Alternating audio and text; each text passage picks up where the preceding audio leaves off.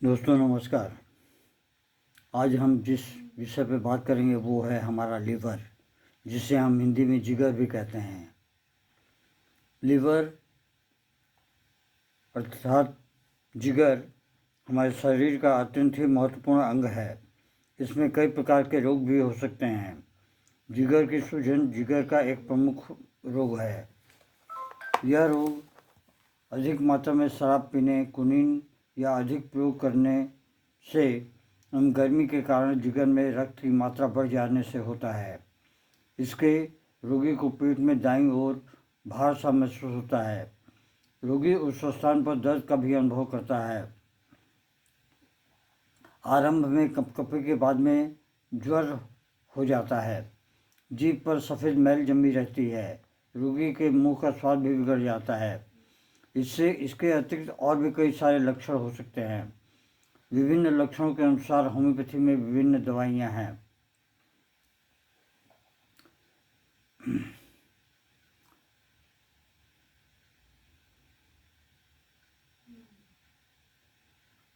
यकृति जिगर में प्रदाह जलन होने के बाद और यकृत में बार बार रक्त खून संचार अधिक होने से यकृति अधिक बड़ा हो जाता है, तो इसे हेपेटाइटिस का नाम दिया जाता है।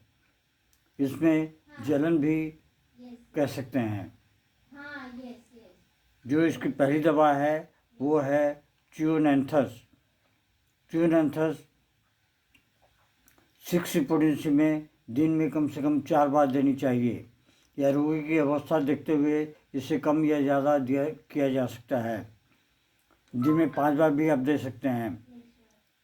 ज़्यादा से ज़्यादा 630 या 200 की पोटेंसी में अगर देना है तो दिन में कम से कम 2 बार दें, एक बार सुबह में और दूसरी बार जो है रात में। दूसरी जो दवा है वो है चाइना। जिगर या तिल्ली सूजकर बढ़ जाए, पेट में हवा भर जाए तथा जिगर के आसपास दर्द हो तो रोग को ठीक करने के लिए चाइना औषधि की 6 या 30 की पोटेंसी में बहुत ही लाभदायक होती है। इसे हमेशा एक चीज़ याद रखें कि सुबह की दवा जो है वो खाली पेट में देना चाहिए। आधे कप पानी में मिला के देने से ज़्यादा लाभदायक होती है। आधे कप पानी में दिन में 3 से 4 बार दें। इसके अगली जो दवा है वो है चेलोडिनियम। जिगर बढ़कर सूज जाता है। जिगर के स्थान पर भार सा महसूस होता है। काटता हुआ दर्द, कटिंग पेन कंधे एवं पीठ की ओर जाता है। रोगी को भूख नहीं लगती। रसोई की गंध से ही जी मितलाने लगता है, यानी कि नौसिया की टेंडेंसी आ जाती है। इसके अलावा अगली जो दवा है वो है ब्रायनिया। जिगर में सूजन होने के साथ तेज दर्द होता है तथा चुभन सी होती है। सांस लेने, खांसने तथा छूने से उस भाग में दर्द होता है। इस प्रकार के लक्षण के होने पर उपचार के लिए ब्रायनिया औषधि की 30 की पोटेंसी बहुत ही लाभदायक होती है और फायदेमंद होती है। इसके अलावा और एक जो है वो है लाइकोपोडियम की 630 या 200 की पोटेंसी। रोगी को भूख तो लगती है किंतु 1-2 ग्रास खाते ही पेट भरा सा लगता है। थोड़ी देर बाद फिर भूख लग जाती है किंतु फिर वैसा ही अनुभव होता है। कुछ भी खाने के बाद जिगर पर दबाव पड़ता है, लीवर पर दबाव पड़ता है। इससे रोगी को बेचैनी और दर्द महसूस होता है। जीभ अगर आप देखेंगे, जीभ पर मैल चढ़ा रहता है। मुंह का स्वाद खट्टा सा रहता है। मुंह का स्वाद हमेशा खट्टा खट्टा रहता है और मुंह में शरीर से बदबू आती है। मल त्यागने से भी परेशानी होती है, यानी कि कॉन्स्टिप रहता है पेशेंट। इसके अगली दवा जो है वो है ब्रायनिया। एक बहुत ही पॉलीक्रेस रेमेडी है। रोगी का स्वभाव इसमें चिड़चिड़ा रहता है। रोगी तनावग्रस्त रहता है एवं चिंतामग्न रहता है। ऐसे लोग को जो शरीर से परिश्रम न करते हों किंतु चर्बी युक्त भोजन खाते हों, ऐसे लोगों के लिए नक्स भूमिका बहुत ही लाभदायक सिद्ध होती है। कार्डियस मैरिनस। कार्डियस मैरिनस की लो पोटेंसी 6 में अगर आप रोगी को 3 से 4 बार देते हैं और लक्षण कुछ इस प्रकार हो, रोगी को समय असमय उल्टियाँ होती हैं, उल्टियों में पित्त भी आ जाता है, रोगी दाईं करवट नहीं ले सकता, लेटते ही दाईं करवट में दर्द होने लगती है। हाँ, एक चीज़ आप याद रखें, ब्रानिया में थूक से पित्त निकलता है, जिगर के स्थान पर काटने जैसा दर्द होता है। कॉर्नस सार्सिनेटा, कॉर्नस सार्सिनेटा की 6 की पोटेंसी रोगी की आंतों में हर समय हरकत सी महसूस होती है, जैसे वो आपस में रगड़ खा रहे हों, और बेचैनी बनी रहती है। इसकी 6 की पोटेंसी दिन में 3 से 4 बार दें तो उसमें काफ़ी हद तक लाभदायक सिद्ध होती है। पोडोफाइलम 630 या 200, अगर रोगी को पहले स्टेज में है तो उसको आप 6 की पोटेंसी दें, अगर उससे ज़्यादा है तो सेकेंड स्टेज में है तो 30 की पोटेंसी दें, और थर्ड स्टेज में बहुत ज़्यादा है तो 200 की पोटेंसी दिन में कम से कम 3 बार दें, सुबह में, दोपहर में और रात में। और 6 की पोटेंसी अगर दे रहे हैं तो सुबह, दोपहर, शाम और रात, दिन में 4 बार दें। 30 की पोटेंसी को भी वैसे ही यूज़ करें।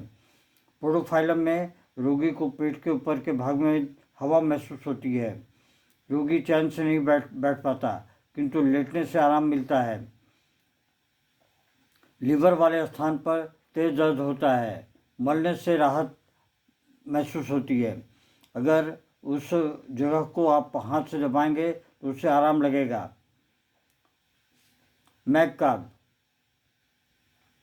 मैग्नीशिया जो है, रोगी को कब्ज की शिकायत रहती है, मल छोटी छोटी गांठों के रूप में निकलती है, जैसे कि आप गोट स्टूल कह रहे हैं, बकरी के मल के तरह से वो मल जो है निकलता है।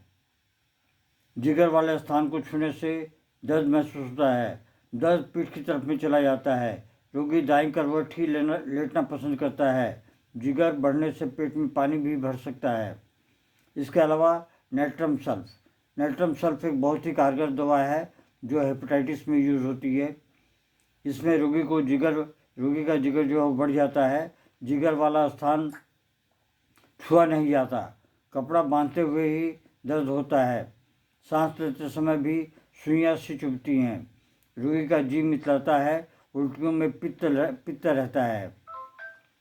इसके अलावा जो है आर्सेनिक एल्बम के लक्षण कुछ इस प्रकार हैं।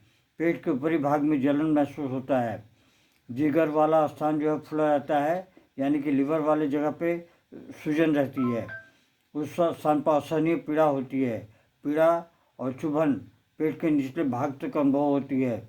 रोगी को प्यास तो बहुत लगती है, किंतु पानी 1-2 घूंट ही पी पाता है, बेहद कमजोरी रहती है, रोगी को घबराहट एवं बेचैनी से महसूस होती है। इसके अलावा जो दवा है वो है सल्फर। रोगी को पित्त की उल्टियाँ होती हैं, मल जो है वो काला होता है, यानी कि स्टूल जो है वो काला होगा, हरा एवं सफ़ेद भी आता है, रोगी पीलिया का मरीज बन जाता है, यानी कि जॉन्डिस हो जाती है। जिगर में खून बढ़ जाने से जिगर वाला स्थान बेहद कड़ा महसूस होता है, दर्द होता है, बेचैनी बनी रहती है, रोगी को भूख तक नहीं लगती, किंतु वह चर्बी युक्त भोजन खाना पसंद करता है, सिर दर्द बना रहता है। इन सारी रोगों का जड़ जो है वो खान पान है। अगर ज़्यादा चर्बी वाला खाना खाएंगे या तेल मसाले वगैरह ज़्यादा अगर खान पान करते हैं तो आपको लीवर की प्रॉब्लम अवश्य ही होगी, आज नहीं तो कल। आखिर जो दवा मैं जो बोलने जाता हूँ वो कैलिकार्ब है। रोगी को जिगर के स्थान पर सुइयाँ सी चुभती हैं, रोगी केवल दाईं करवट लेट सकता है, करवट लेटते ही भीषण दर्द होता है, रोगी चलते समय भी आगे को झुक कर चलता है, रोगी को जॉन्डिस का भी लक्षण जो है नज़र आएंगे, जिगर में बेहद दुखन महसूस होती है।